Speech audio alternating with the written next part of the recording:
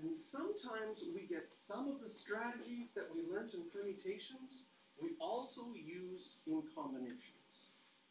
So in this one, we are going to use our spaces and our decisions and combinations within them.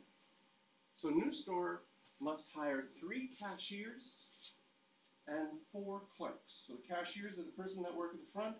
I think clerks are the ones that put stuff on shelves. Okay?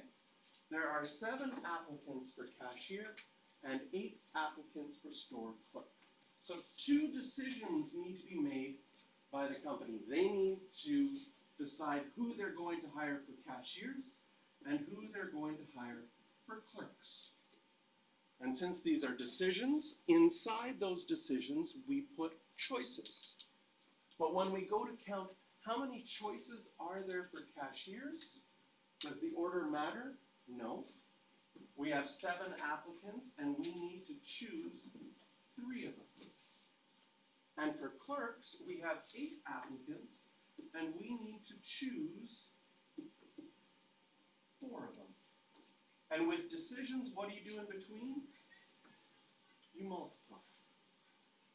So we would do 7 choose 3 times 7 choose 4, or 8 choose 4, sorry, and get our total, which if you type this into your calculator, and you should try typing these things into your calculator to make sure you know how to use your calculator, you'll get 2,450 weights.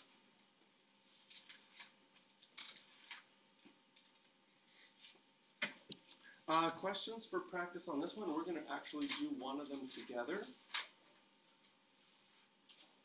Circle all the ones from 12 to 16.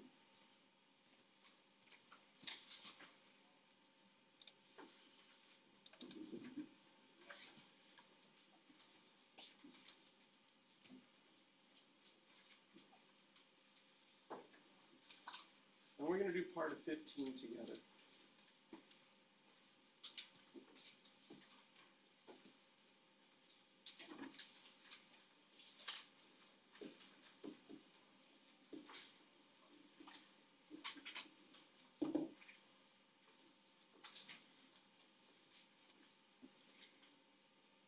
A is probably the one that you would most likely get on a test, and on a test or an exam, they would say you need to solve it algebraically.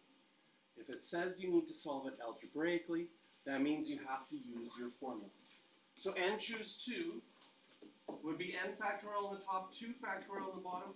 What would go in here to add up to n?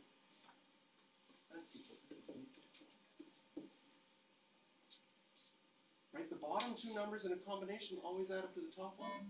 If this is 2.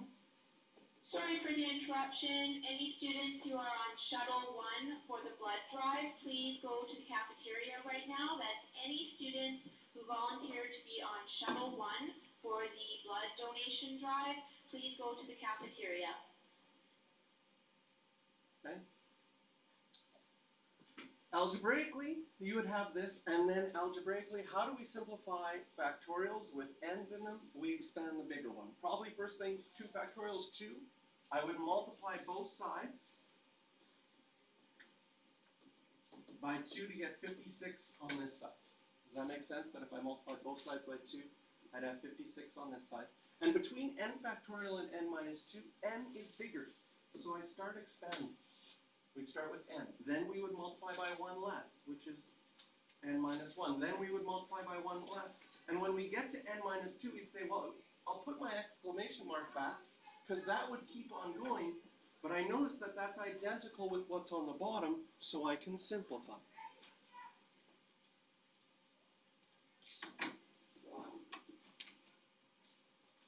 And from here, now we have a quadratic equation. I'd have n squared minus n if I moved the 56 over and made it equal to 0. I could factor.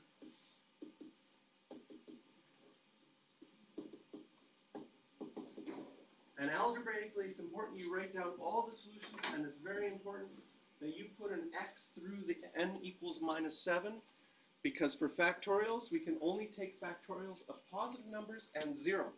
Remember, 0 factorial has a special definition that it's equal to 1. But negative factorials don't make sense. So if you were solving this one algebraically, this is the work that you would need to show.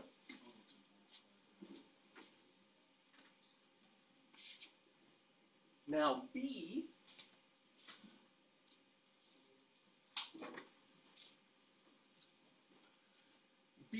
uses a bit of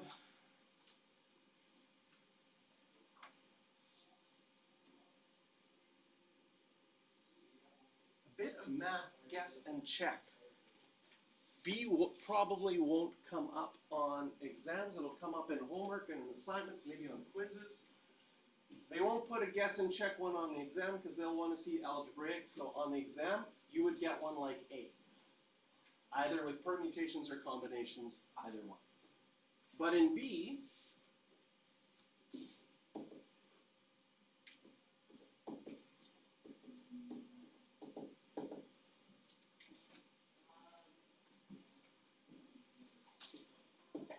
this is your setup, and it starts off very much like the algebraic one. Okay? In fact, you can multiply both sides. 4 factorial is 24. I'm not going to do the mental math and do 35 times 24 in my head. Are you okay that if I just write it as, maybe brackets looks better, 35 times 24? Okay? Then which one's bigger? N or n minus 4? The n is bigger. So I start expanding. And I really have to expand a long time before I get to the n minus 4.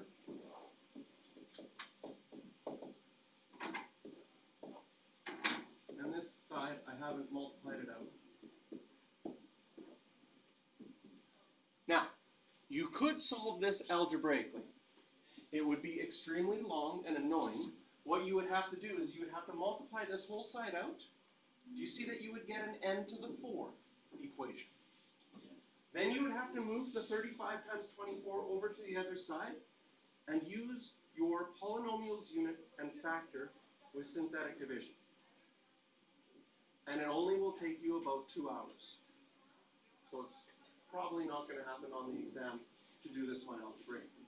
Where the math, guess, and check happens is like this. There's a pattern. What's left on the left-hand side? Can you see that what's left on the left-hand side is 4 things multiplied together? And they are consecutive. In other words, if this is an 8, then this is a 7, this is a 6, and this is a 5. They're consecutive numbers in a row, going down by 1 each time. So my math, guess, and check method that I'm going to do is I'm going to try and rewrite 35 times 24 as 4 numbers in a row. And you see that 35 is 7 times 5, and 24 is 4 times 6. And then if I rewrote those,